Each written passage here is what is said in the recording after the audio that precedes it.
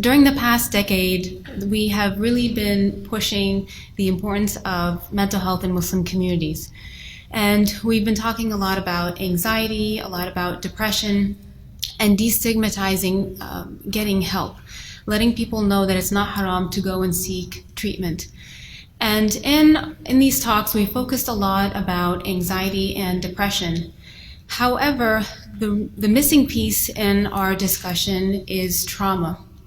And it's not to say that all anxiety and depression is caused by trauma, but a lot of anxiety and depression is caused by trauma. And so if we are overlooking this piece, then people are not looking at the root cause of what distresses them. And so we are not able to get treatment effectively or comprehensively. So it's really important for us to know what trauma is, how it affects us as individuals and groups, so that we can be more proactive in coming up with a plan to heal ourselves and the community. So when we look at the definition of trauma, trauma is a psychological or an emotional response to a deeply distressing event. And so what is traumatic for one person might not be traumatic for another person. In fact, you might have the same trauma twice in your life, and in one part of your life it might affect you, and in another part of it, it won't. And so it really varies from person to person and throughout the span of your life. When we typically hear about trauma, we usually hear about PTSD, which is post-traumatic stress disorder. That's when there's a lot of impaired functioning, there's nightmares, hypervigilance. The person really has can develop a disturbed view of viewing the world. However, in my practice in working with people who are Muslim and not Muslim, my experience has been that the average person with trauma doesn't walk around with PTSD, meaning that you don't have to meet this significant criteria of PTSD to have trauma affected you in your life. Most of the people that I see in my office who have some sort of trauma actually present more as anxious or depressed. They might be sad, they might be chronically have anxiety. And so people are walking around with these symptoms, not really know what's going on. And just to show you the significance of why it's important to know when you have trauma and when you don't, they did a study with children, and particularly children with ADHD. And upon further evaluation, they found out that these kids with ADHD actually didn't have ADHD. They actually had symptoms of trauma.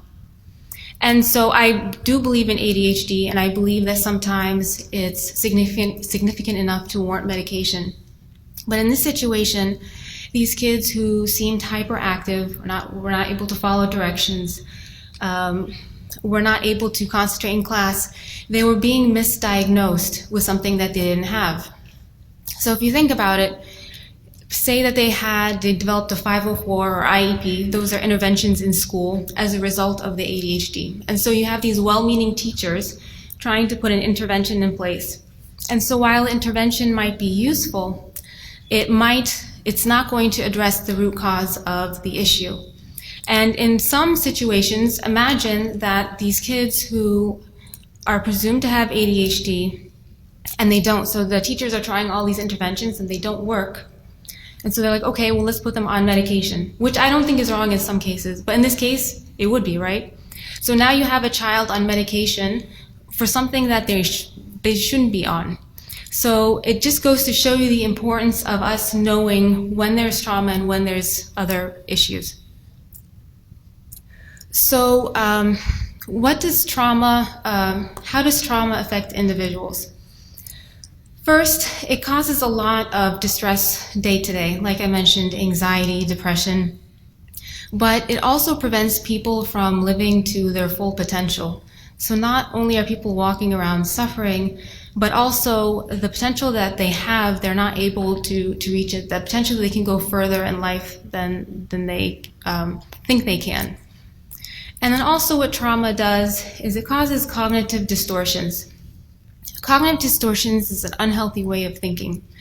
And so when you experience trauma, sometimes it can alter the way that you look at the world. So, for example, say that you were robbed at gunpoint. And so now, because of it, you feel like the world is unsafe, everyone's coming to get you, you can't leave the house. And so it starts to alter those cognitions that you wouldn't ordinarily have if the trauma didn't happen to you. And this is really important, especially for us Muslims to take into consideration, because they found that a group of people with PTSD, it not only causes cognitive distortions, but it also can cause unhealthy ways of thinking about religion. And it doesn't just apply to Islam, but to other religions as well. So sometimes the trauma can be so detrimental that it can start to cause doubt, or even a person to leave the religion altogether. So an example of that might be a boy who grows up in a Muslim household, and everybody prays, everybody fasts, but his father beats his mother. And so he grows up, with maybe a disturbed view of Islam, and he thinks, okay, when I get older, I want nothing to do with this, and I want nothing to do with Islam. So that's a good example of a trauma being the root cause of someone having doubts in their faith and then leaving. Or another example might be a woman who was sexually abused or molested. And so as a result of her trauma, she develops these cognitive distortions. All men are bad. Again, everybody's out to get me. And so perhaps over time, she begins to, just the way there's toxic masculinity, there's toxic feminism too. So maybe she starts to embrace it, and then she starts to have views that are contradictory to Islam, and then she leaves Islam. So these are examples of how sometimes trauma can be that little seed that leads to doubt and people leaving the religion. So of course, not everybody who leaves Islam has trauma, but it's really important for us to grasp the significance that it can have on our faith. So how can we deal with trauma? Individually, it's very important that we get the help that we need. If you suspect that you have trauma or you've experienced trauma, and studies show that about 64% of adults have had at least one adverse childhood experience.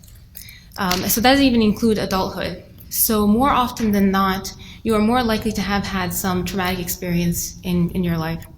So if you do feel like you have trauma, it is a specialty within the field of psychology.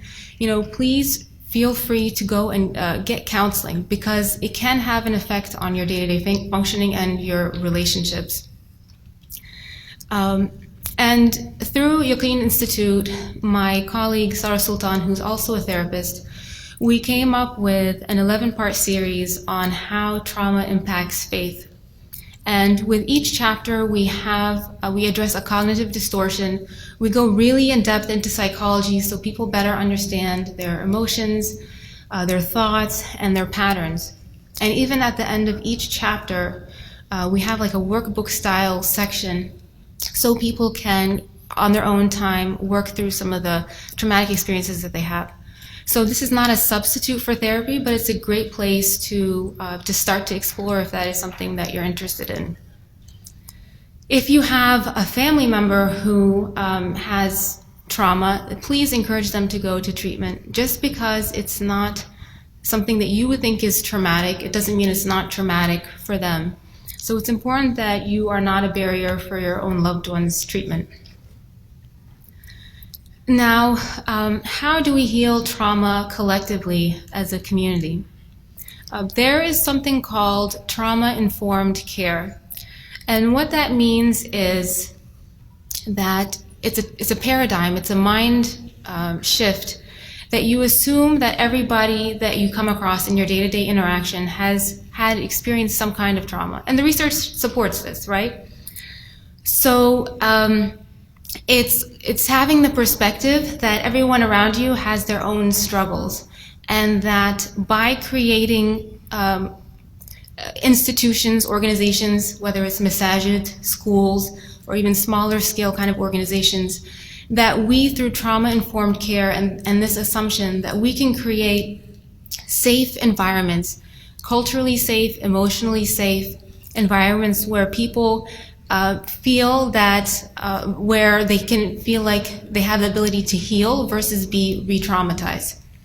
Because when you have cognitive distortions, everything negative kind of confirms your biases. But when we set up these institutions where people feel safe, when they feel like there's a sense of transparency, when they feel people are honest and they are valued, when they feel like there's a sense of collaboration, then instead of continuing to re-traumatize people, we are coming at an angle that we can be a healing source. So what does this look like? So for example, if you are in a masjid and you have a particularly difficult person or a group, instead of, and not that we should be doing this anyway, but instead of antagonizing them, instead of calling them difficult and avoiding work with them, you would do the opposite. You would assume that their behavior is purposeful and that they're being difficult for a reason. And by that, instead of further perpetuating whatever cognitions that they have, trauma is invisible. So we only see the effects of it. We don't see what's going on in the person. So you assume that these difficult people are operating perhaps from a place of trauma. And so instead of getting into conflict and gridlock with them, you come from a perspective of collaboration. Okay, this is a triggering or an upsetting event. Maybe you can pull them to the side or have a special meeting with them and say, okay, what's going on? How can we work together to solve this issue? So now you're promoting a culture of healing versus antagonizing them. Another way that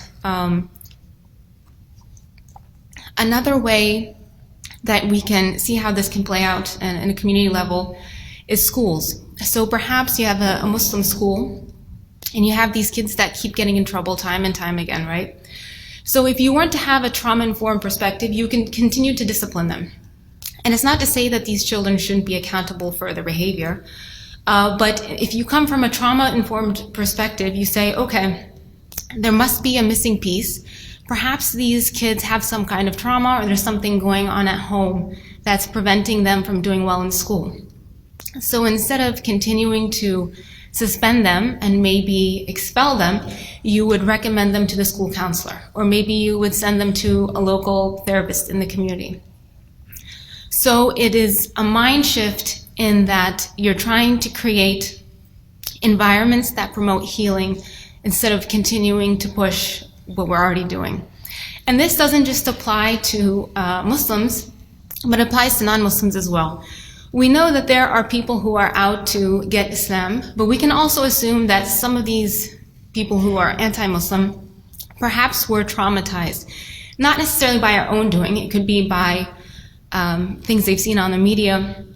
And so by us taking a higher road with these people would facilitate communities for healing instead of continuing to perpetuate the myths that they already have. So if you are an institution, you can look up trauma-informed care and do research, and it's very easy to incorporate some of these policies. They're really all very congruent with Islam: collaboration, transparency, valuing people's opinions, and it can make a tremendous impact for your local community. And when we talk about trauma, it sounds very daunting, like there's so much work to be done. But the research shows that some people with trauma actually end up better than they were before. So some people get significantly worse. There's something called post-traumatic growth, where some people actually end up getting better. They don't go back to the original baseline, but they actually turn out better than they were before the trauma. So when we take that perspective, we know that there's a lot of hope and a lot of room for growth, especially if we facilitate that individually and as a community. So to summarize, if you are suffering from trauma, please consider getting help. They actually have research recently, and they found that, so say you're like, okay, I've been traumatized by it, it's not even worth my time. They found through certain studies of epigenetics that, especially in men, they haven't found it in women, but that if you are a man and you've been traumatized, it leaves markers on your DNA. It doesn't alter your DNA, but it leaves markers on it. So you can actually inadvertently pass it to your children and your grandchildren. So if you don't want to do it to yourself, you don't want to get healing for yourself, consider doing it for your future offspring. If it's a family member, please encourage them to get help, because it can really tremendously impact their well-being in a meaningful way. And so, I'm assuming a lot of people here are professionals. Please consider looking up trauma-informed care and trying to integrate some of those policies and procedures into your framework, because it can make a big difference. And if you're not part of an organization, just consider, taking the higher road. It sounds oversimplified, that you assuming that everybody has a load to carry, but it can be very impactful, just you being kind to others and assuming that they are coming from a place of pain versus just being difficult and stubborn. Okay, jazakumullah khair.